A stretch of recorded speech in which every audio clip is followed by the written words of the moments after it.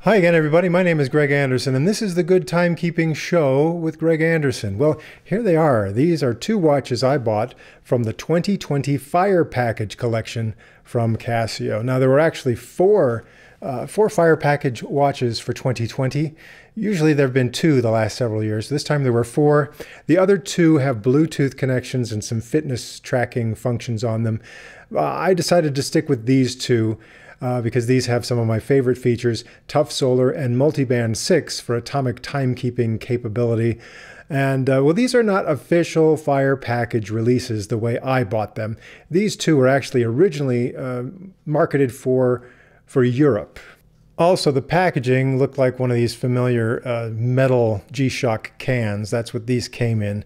Whereas if they were official Fire Package releases, they would have come in that nice little, it looks like a travel trunk from days gone by, that is the size, you know, of a watch case.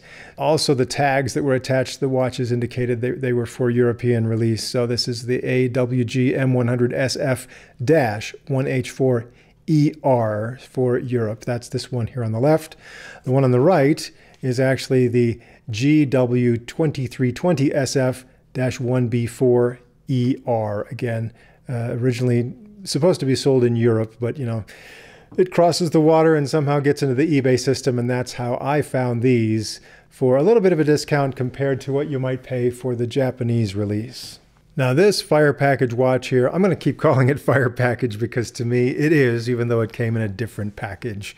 It's the same watch, and it's got that great, the great color there, and it's kind of fun, you know, kind of a metallic thing. So if you turn it to the light, you get a little bit, some different shades and gradients off of that nice orange ring there. So this one is effectively the same thing as this one that I already had, this one on the right. It just has some different colors, and even though this is a 2320 and this is a 2310, they actually use the same module, same functions and features. And I just think that it's remarkable how different they seem to look just because of a few minor cosmetic differences. If I hold them up, I like them both. You know, I'm going to keep them both. But, you know, there they are. So same functions and features. I'm going to go through those really quickly on this watch. So as you see, the main timekeeping screen here, you have, you know, the time here, the date. That RCVD means that it has recently received atomic time information. It says tough solar there on the face, so that means the face of the watch does have a solar cell built in, and it will automatically charge itself with exposure to just everyday lighting conditions and keep the battery topped off. Right now, since I just took it out of the case today, the battery was down to mid because it's been in storage, it's been in the dark for quite a while. If I were to leave this kind of, you know, in a well-lit window for a few hours, that would go up to high, and I could keep it at high. But the power source is at medium right now. When it's at medium, all of the functions still work, but if it were to get too low, then some of the functions would cease to work, and you'd want to get this thing charged up to get it back to you know, full strength as far as that goes. Multiband 6 means there's a built-in radio receiver in this watch, so it will automatically update its own time if it's within range of one of 6 transmitters in different parts of the world. So there's one in China, there are 2 in Japan, there's one in the UK and one in Germany, and also the one that I rely on, WWVB, in the United States. So if you're within range of those and set to the proper time zone for any of those, then this will pick up the exact correct time and keep itself synchronized to that atomic time right down to the second, and that's always a treat when your watch takes care of setting itself for you.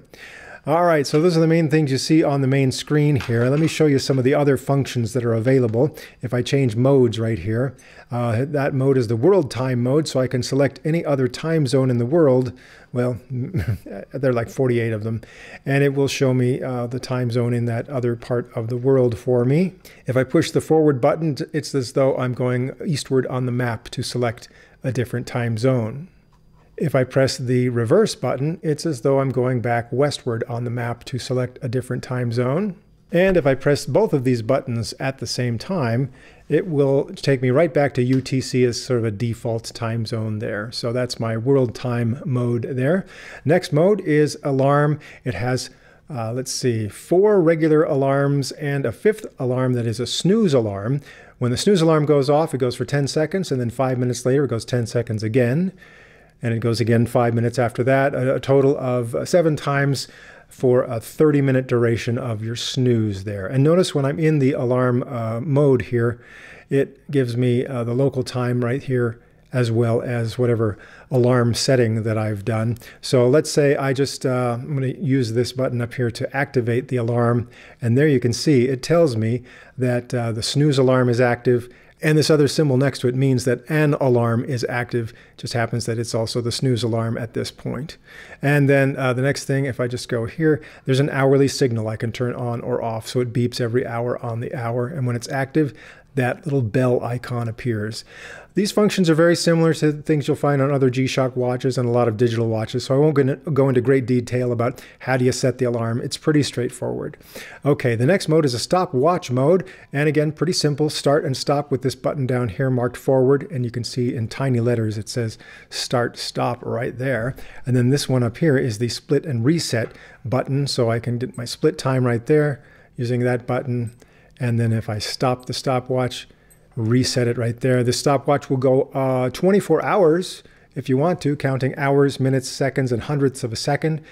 If you don't stop it, once it gets to 24 hours, it resets to 0 and keeps on going. Next mode, countdown timer. So right now it's set to all zeros. And so if I start it, that is an actual true 24-hour countdown timer. Let me stop this. And of course, you can set that to any other time you want for a countdown.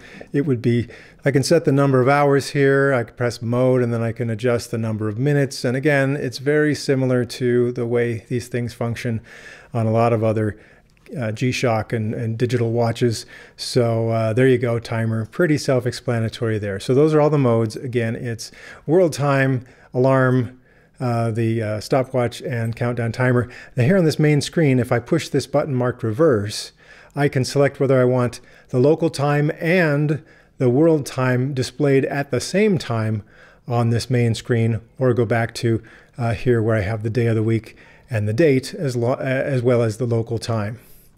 All right, so this has a multiband 6, so it sets itself to the right time. I can manually set the time, but if I do that and multiband 6 is active and it's able to receive atomic time information from that transmitter, then it's going to overwrite whatever my my manual time setting was with whatever it receives from the atomic time transmitter. But here, one other thing, when you're setting it up, you want to go through the different adjustments here. I will hold down the adjust button until things start to blink. And here, the first thing I can do is set my local time zone. So Denver for me, the time zones, of course, are named after major cities in those time zones. You can go, eastward or westward on the map using these buttons on the right side. So I'll take it back to Denver. Okay, press mode, and here I can have daylight saving time, DST, it says right there. I can have it automatically change from daylight saving time back to standard time, or I can have daylight saving time always off or always on, but I'll leave it on auto for now. 12-hour or 24-hour display, that's where I set that one up.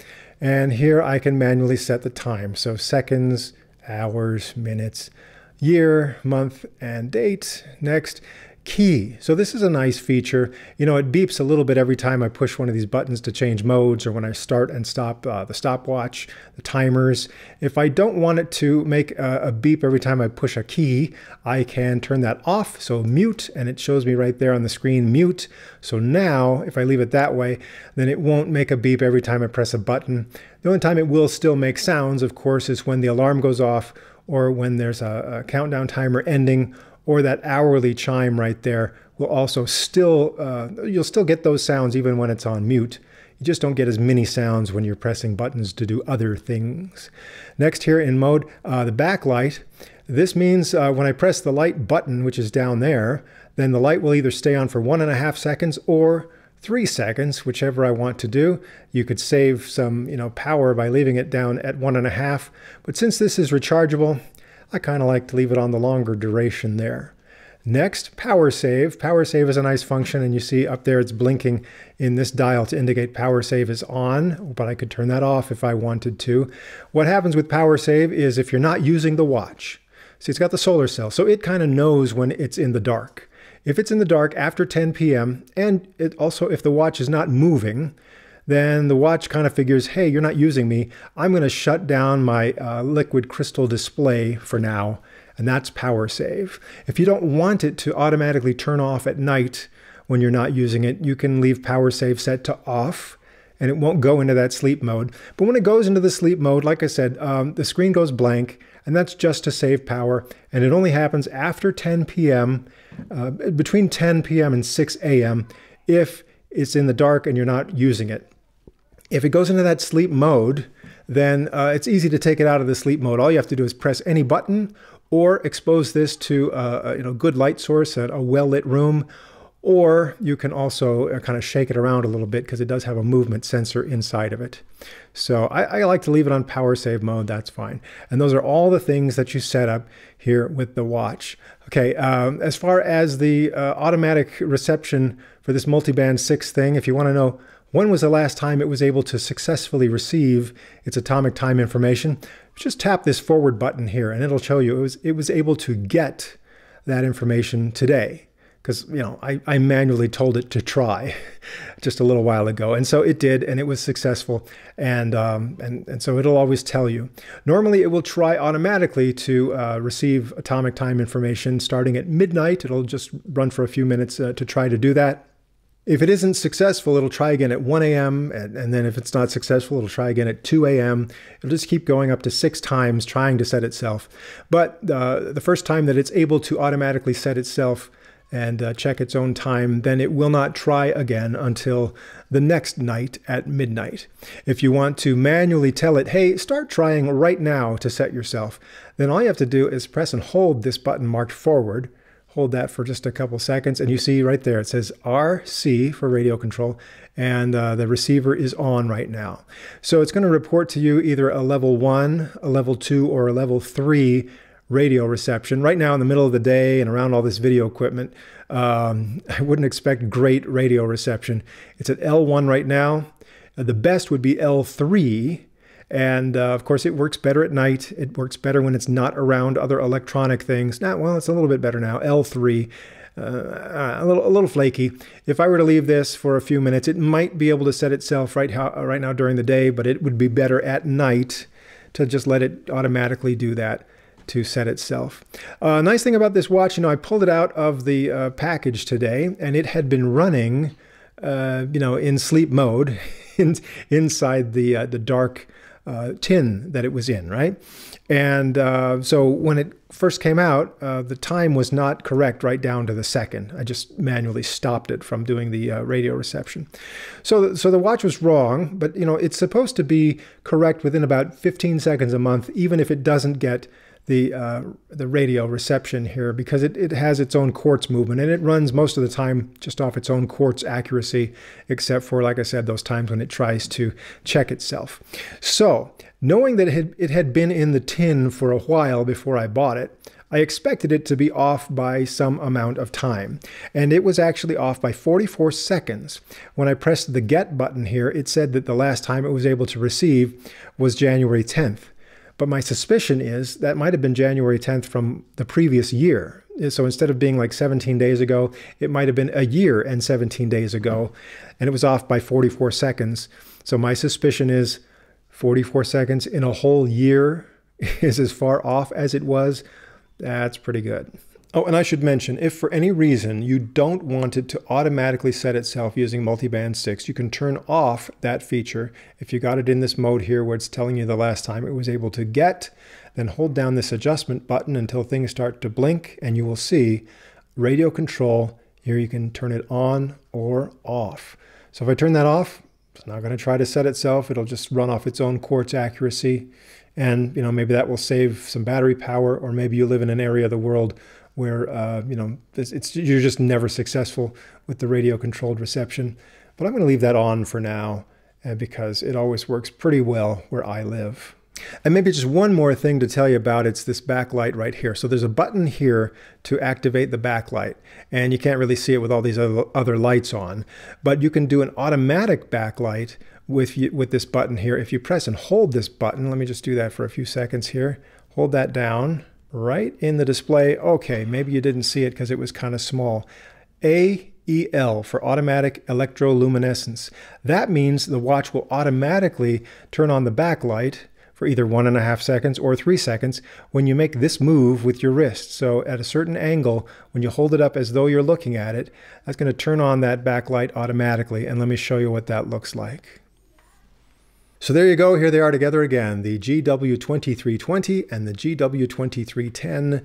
This one is the newest one I got, part of the Fire package for 2020, so a little bit fancier color there and costs a little bit more than this one, which is a little bit more common on the US market. But there they go. And again, the Fire package includes this other one this year, so I'll talk about those in another video. Tons of fun. You know, I really enjoy my Casio watches. To me, these are known quantities because I have other versions of these watches, and that's why I like them, and that's why I thought it would be fun to have a few more with some color varieties that would make it fun to have. Anyway, I've got more episodes coming up of the Good Timekeeping Show, so I hope you will join me for those.